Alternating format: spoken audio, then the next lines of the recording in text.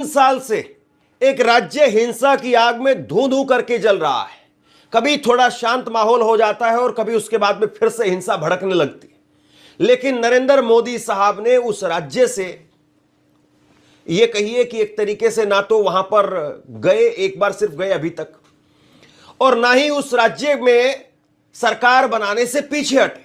अब नए मुख्यमंत्री का नाम का ऐलान हो गया और डिप्टी सीएम के नाम का भी ऐलान हो गया, और इसके बाद में एक बार फिर से उस राज्य के अंदर हिंसा भड़क उठी है।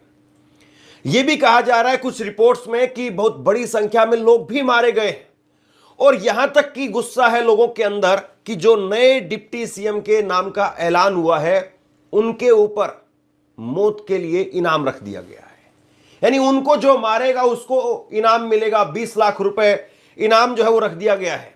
आप सोचिए कि इस कदर गुस्सा है, इस कदर हालात खराब हैं। असम राइफल को वहां पर जिम्मेदारी सौंपी गई है। मैं मणिपुर की बात कर रहा हूं। वो मणिपुर जो नरेंद्र मोदी की शब्दावली से तकरीबन गायब सा हो गया, वो मणिपुर जहां पर नरेंद्र मोदी साहब जा ही नहीं पाए, वो मणिपुर जिसके लिए विपक्ष ने संसद के अंदर अविश्वास प्रस्ताव पेश किया, वो मणिपुर जहां पर सरकार भाजपा की गिरने वाली थी, भाजपा के विधायक बीजेपी को छोड़ करके दूसरे दलों में जाने वाले थे, आनन फानन में राष्ट्रपति शासन लगा दिया गया। 1 साल तक राष्ट्रपति शासन रहा और अब जाकर के नए मुख्यमंत्री के नाम का ऐलान हुआ, और ये करना पड़ा क्योंकि अगर ऐसा नहीं होता तो विधानसभा भंग हो जाती। और अब नए डिप्टी सीएम और सीएम के नाम का ऐलान हो गया, और जैसे ही ऐलान हुआ उसके बाद में हिंसा फिर से भड़क गई। आप जरा ये तस्वीरें देखिए, सारी तस्वीरें आपको दिखा नहीं पाएंगे, कुछ आगजनी की तस्वीरें हैं जिनको हमें ब्लर करना पड़ रहा है। पत्थरबाजी हुई है, आगजनी हुई है। रिपोर्ट्स ये भी निकल करके सामने आ रही है कि बड़ी संख्या में कई जगह पर लोगों की मौत की खबर भी सामने आ रही है। अब ये जिस तरीके के हालात मणिपुर के अंदर बने हुए हैं, किसी से छिपा हुआ नहीं है कि मणिपुर में पिछले 3 साल से 2023 से और अब 2026 में 3 मई को 3 साल पूरे हो जाएंगे। लेकिन आप देखिए साहब, क्या वाकई नरेंद्र मोदी साहब को फर्क पड़ रहा है? सबसे बड़ी बात यह है, और आप इसको समझ लीजिए, एक लाइन में मैं आपको पूरी खबर का सार बता देता हूं। वहां पर डिप्टी सीएम बनाई गई है, नई डिप्टी सीएम बनाई गई है जिनका नाम है नेपचा किपगेन, और इनको लेकर के इस कदर विरोध है कि वहां के कुछ संगठनों ने इनके सिर पर इनाम रख दिया है कि जो इनको मारेगा उसको 20 लाख रुपए देंगे। वहां की डिप्टी सीएम है, उनके सिर पर इनाम रख दिया गया है वहां के संगठनों के द्वारा। और दूसरी और बड़ी बात आप समझिए, फिर पूरी खबर जो है वो मुझे लगता है कि आपको सुनने की जरूरत नहीं रहेगी, या फिर आपको लगेगा कि हां वाकई अब तो पूरी खबर सुननी पड़ेगी, मामला बहुत गंभीर है। दूसरी बड़ी बात यह है कि जब इनके नाम का ऐलान हुआ तो इनकी शपथ भी दिल्ली से हुई है। यह मणिपुर में गई भी नहीं। नेमचा किपगेन, इनकी शपथ मणिपुर हाउस दिल्ली के अंदर वीडियो कॉन्फ्रेंसिंग के जरिए शपथ हुई है। आप एक बात बताइए जरा, जिस राज्य के अंदर आगजनी हुई है, सरकारी आंकड़ों के हिसाब से करीब 250-300 लोग मरे हैं, लेकिन ना जाने कितने लोग मरे हैं, किस तरीके से वहां पर जो कुछ हुआ है। मैंने ग्राउंड रिपोर्ट्स भी आपको वहां की दिखाई है, मणिपुर की। हम खुद मणिपुर में गए थे जिस वक्त में हालात गंभीर थे वहां पर, उस वक्त में। तो मणिपुर में जब आप सरकार में थे तब हालात सामान्य नहीं हो पाए, राष्ट्रपति शासन लगाया तब सामान्य नहीं हो पाए, बीच बीच में सामान्य हुए, लेकिन फिर उसके बाद में एक समय अंतराल के बाद में फिर से चीजें भड़कने लग जाती हैं। और अब फिर से जब आपने नई सरकार का गठन किया है, फिर से वहां पर हालात बिगड़ गए।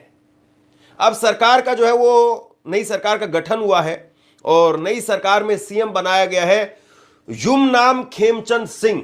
युमनाम खेमचंद सिंह वो मैतेई समुदाय से आते हैं, और इनको जो है वो 13वें मुख्यमंत्री के तौर पर भाजपा ने वहां पर शपथ दिलवाई है।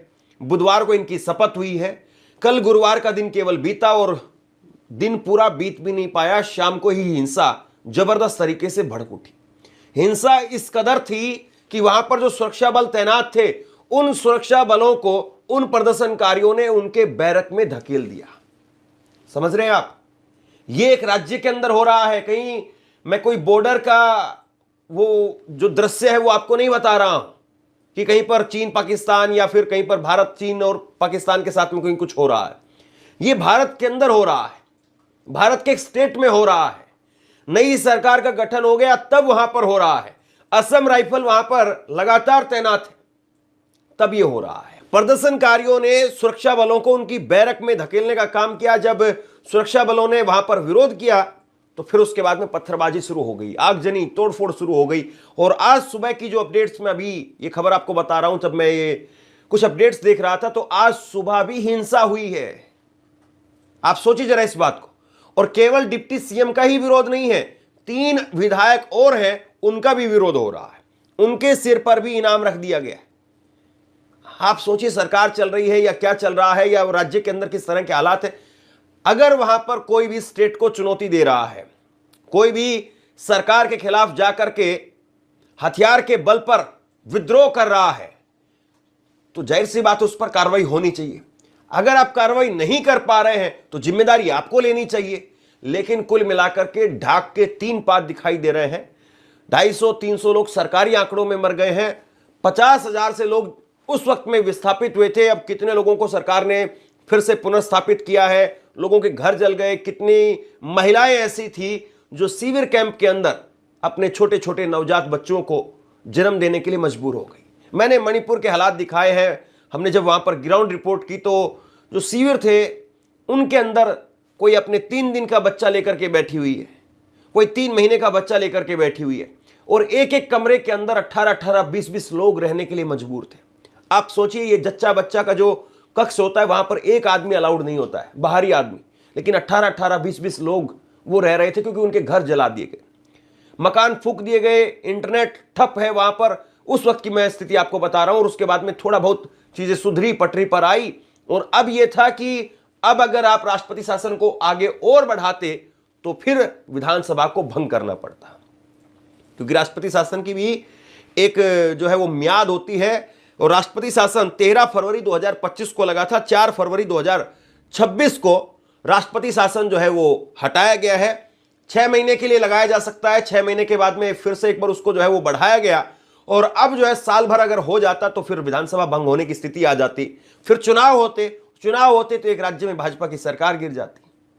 और इसलिए जो है वो ये हुआ कि साहब हम नए मुख्यमंत्री के नाम का ऐलान कर रहे हैं।